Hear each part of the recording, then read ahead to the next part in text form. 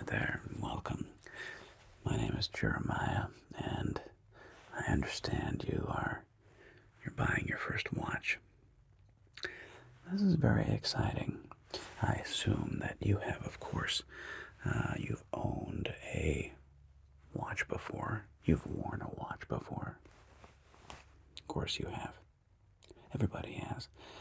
I assume it was a Casio or maybe even been a smartwatch, an Apple Watch or something like that. Yeah? Okay. But now you're looking to elevate is what I'm seeing, yes. Wonderful. Well, first and foremost, getting into the land of watches is a bit dangerous because it can be one of those roads that is a never-ending, bottomless pit of money and expenditures and people that are real, watch heads, are willing to spend literally tens of thousands, if not hundreds of thousands of dollars on certain watches. And in fact, when you get into the world of really high-end luxury watches like Patek Philippe and brands like that, you're not even allowed to buy their watch unless they invite you. I forget who it was. There was recently a celebrity who sold, I think it was Stallone actually, Sylvester Stallone sold his Patek Philippe, like auctioned it off, and they were very, very upset with Mr. Stallone for I guess allowing a peasant to buy their watch. All of this to say, clearly, people can take the watch buying process and get a bit, let's just say, smug about it, right? Okay. With that being said, when you're buying a watch, what kind of a watch are you looking for? Is this going to be a very formal watch? Is this going to be a watch that you want to wear on a daily basis? Is this a watch that you only want to bring out on rare occasion? And let me tell you, do you mind if I offer you some advice? That's why you're here. Okay.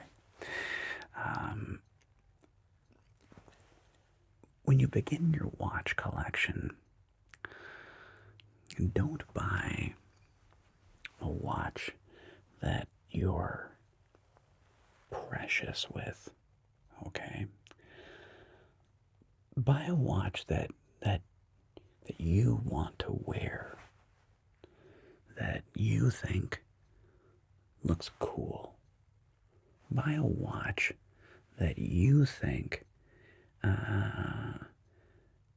represents you, or maybe you have multiple watches for multiple occasions, which I think is appropriate. But also, stay within your budget. One of the problems that some people have is they'll really shoot their wad and buy like whatever for them is a very expensive watch. Now that may be $500, maybe very expensive to you. I don't know. Your finances are not my business. $1,000 may be very expensive to you. $10,000 may be very expensive to you. I don't know. And that's not the point. The point is, buy something that, in the event it gets scratched or smashed you're not going to be depressed over. Do you know what I mean?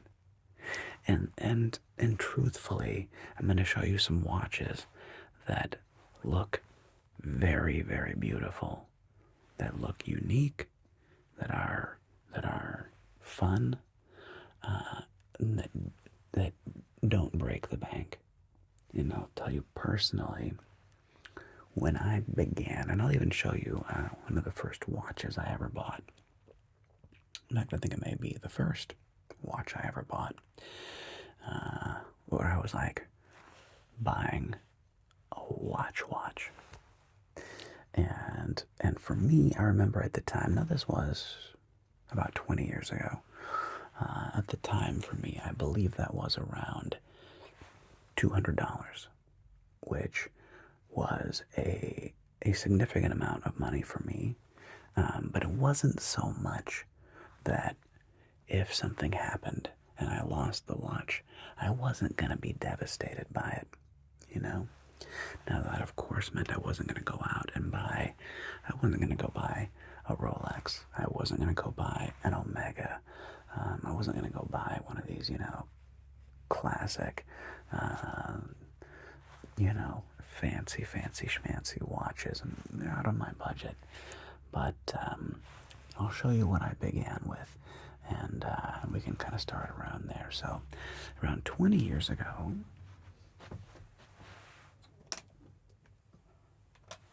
and this is circa 2006, okay? Around 20 years ago, I bought this particular watch. Now, here's the thing about this watch. This is not the original band, okay? Let me give you a nice close-up look at it, though. Let's look at the face. So here we have a watch by a watchmaker called Adee Kaye. And Adee Kaye is a interesting brand. They make very pretty watches, but they are not overly expensive. They are, I think, unique. They have a neat designer's touch, but they're not brutally expensive. Like I said, I believe this watch was around $200-ish when I purchased it, circa 2006. But I have to say, when I first bought this, it had a black silicone band, and I'm not gonna lie, it looked much cooler rather than having the silver band and the black band matching the black face, with just the head of the watch being the silver. I loved this watch. I wore it. This was my main watch for many years. And unfortunately, I wore it so much that I actually wore out. I wore out the band, and I had to get the band replaced. And unfortunately, Adee Kaye no longer made the silicone band. I should actually look into it and see if they do now. But things that I liked the chronograph style. I liked the kind of classic rectangular face, kind of giving it a bit of that vintage look, and it was unique.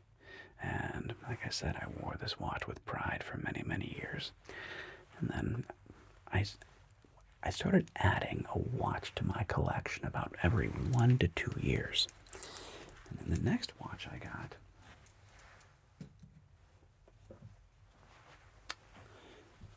was this one. Now, this is another Adee Kaye. This one's a bit different now. I'm going to go ahead and take this off. I'm going to put this one on. The thing about this watch is that it was and is a little chunkier. Okay? Now, that's a style that is not always in style, if you will. Some people prefer a smaller watch. Nothing wrong with that. Some people like a larger watch. I personally drifted toward a smaller watch these days, but one must keep in mind smaller is very relative. I myself happen to be 5'7", 5 feet 7 inches, so a watch this size on somebody who is 6'1" or 6'2" will look significantly different, you know. But I very much did like this watch. I liked the kind of mariner, classic vibe. I liked the look of the brass kind of feel. It reminded me a bit of a kind of like a sea diver, like a classic, almost the colors of somebody who was a deep sea diver. And again, I like the chronograph style, and I thought that I still think this is a very beautiful, beautiful watch. So again, the brand Adee Kaye, making something that is practical and beautiful. And again, though, like I said, in the event that something happened to it, I'm not going to be destroyed or depressed. But again, I think it's a beautiful timepiece by Adee Kaye. Now, around the same time, I bought probably what would become the largest watch in my collection. Very bold, very bold design. I did like the black face and the white lettering. It really kind of stood out. It's a bit of a chunky watch, though, to say the least. And all these Adee Kaye watches are waterproof. I don't think you wouldn't want to take them scuba diving, but if they get a little rain, they're gonna be fine. So this was the largest of my collection, but it was certainly was and is easy to tell the time. Again, in the style of a chronograph. I like the black face. I like the tachymeter, tachymeter. I think it's tachymeter, which technically the way that works is, and it's funny that they put these on watches because you or I will never actually use the function of a tachymeter, but it's based on 1 kilometer, this particular watch. Now you may notice that around the watch face, those little tiny numbers there, okay?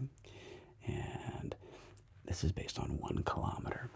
So if it took you 30 seconds to go 1 kilometer, you'll notice that there's, right there by the 6, there's says 120. So if it took you 30 seconds to go 1 kilometer, you're going at 120 kilometers per hour. And if it takes you roughly 7 seconds, that means you're going 500 kilometers per hour. But again, this is like a fancy, neat little bit of old school relic that you or I will never actually use, but they still put them on watches because it looks cool. So again, this particular style of watch and this particular, model, for me, it's a little chunky. It's a little big for my particular taste these days. It may come back in style for me, but again, if you're 6'3" and over 200 pounds, this watch might look very normal on your wrist.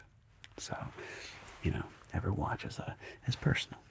Okay, and I'll show you another. Now, this is my first Seiko watch. Seiko, again, if you're entering the watch world, wonderful brand. They make beautiful watches. They're excellent timepieces. They're classic, and they're not going to break the bank. I really like the look of like the blue-faced divers watches, or like Omega and other brands. And Seiko made this particular one. This is a Jimmy Johnson chronograph. Again, it has the the tachymeter on it, which I just think looks cool, but nobody will ever actually use. And basic date functions and so forth. Most, if we're being honest, you might be using your watch for the date, but mostly it is because a mechanical watch is a beautiful thing. The gears, the intricacy that it takes to make it, the way it matches an article of clothing.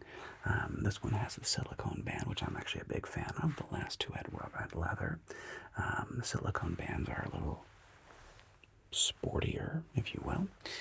So even though this is like a classy kind of like it looks like a bit of a dive watch, chronograph style. And again, with the silicone band, is meant to be a little on the more sporty side, a little less formal. But I very much love the aesthetic of this watch. Seiko Jimmy Johnson, very nice. Now this here is definitely one of my all-time favorite personal watches. It is the Citizen All Black Nighthawk.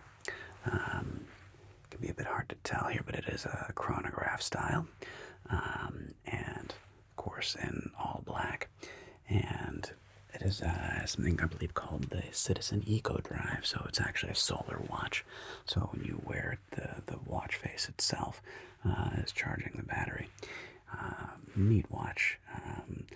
The all black is an interesting choice in that it can really kind of dress up or dress down, depending on your particular mood. And I like the subtlety of the all black, the all black face and all black band. I've always thought this looked classy. It looks very relatively timeless. Bit of a medium-sized watch, so it's not too big or too chonky on the wrist. Lovely timepiece. Lovely timepiece. And again, a little more on the sporty than the purely formal. But last but not least, I'm actually going to show you my personal favorite watch, also by our friend over at Adee Kaye. Now this here is the Adee Kaye moonphase. I loved this watch when I first saw it. I loved the beautiful rose gold exterior. I loved the idea of a moon phase where it's telling you the phase of the moon. It is a bit of a gimmick, but there's something romantic about it. I like the beautiful white face, the numbering and the dials, and I liked. Let me see if I can get you a zoom in. If you'll notice right there, just above the 6, you can see those gears. Now let me show you the back of this watch.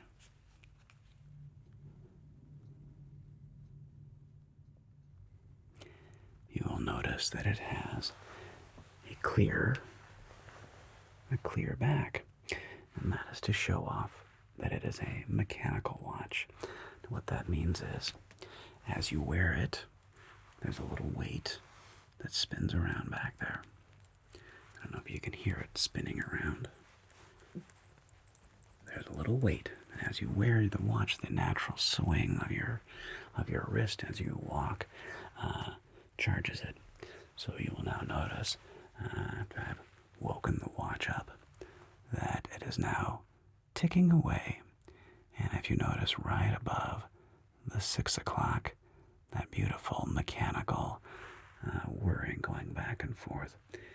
And that's something that I truly love about old school watches, particularly a mechanical watch like this, is the tiny little movements, the tiny little gears working together, making something beautiful. Now, the reality is that mechanical watches like this, or I should say automatic watches, don't keep the most accurate time.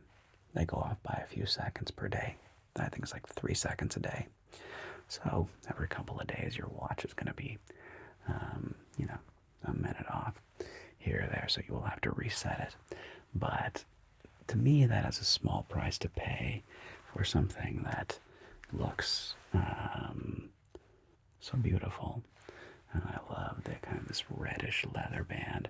This is the original band. As you can see, I've worn this quite a bit. The band is almost ready to break. It's about time for me to replace this one. But again, this is a more formal watch than the Nighthawk or the Seiko or several of the others. So I don't know if I would, I don't know if I'd wear this watch to the beach, but it's also, I think it's the most beautiful watch that I own, and it's by our friend, or my friend Adee Kaye, out of Beverly Hills, and it is an aesthetically very beautiful timepiece. And they make it in several different variations. They're moonphase. At least they did when I purchased this watch. So that's a little tour of my own personal watch collection. So when it comes to you and your watch, what kind of watch you would like to buy, be realistic and honest about your budget so that you can buy something that you value, you appreciate. But in the event that it gets broken, lost, or stolen, you're not going to be depressed and broken up about it. And I think that's important. You're not going to be precious with it, because a watch, kind of like a car, it's meant to be worn. It's meant to be driven. It's not meant to be sit around in some case somewhere. And find a watch that matches your personality. You're a little more formal, a little more laid back, a little more casual, a little sportier. The beautiful chronographs are going to kind of be that blend of like sporty, or the diver watch style, sporty, upscale, sporty formal, which I happen to be a fan of because you can kind of dress it up or dress it down. Same thing with like my Citizen Nighthawk. It can kind of go, you can go like dress down. I could wear that watch to the beach, or I can wear it with almost any suit that I own, and it's not gonna look strange. So I hope that helped you make your choice a little easier. And let's hopefully find a watch that's really going to match your personality and what you want at a price that makes you feel like you've achieved something when you purchased it, where, hey, you earned this money and you want to spend it on something that you find very beautiful, in that range where it's not too much that if something happened to it, you'd be very sad. So, good luck out there on your watch hunting. And hopefully it will be just one of several watches as you expand your collection over the years. Good luck.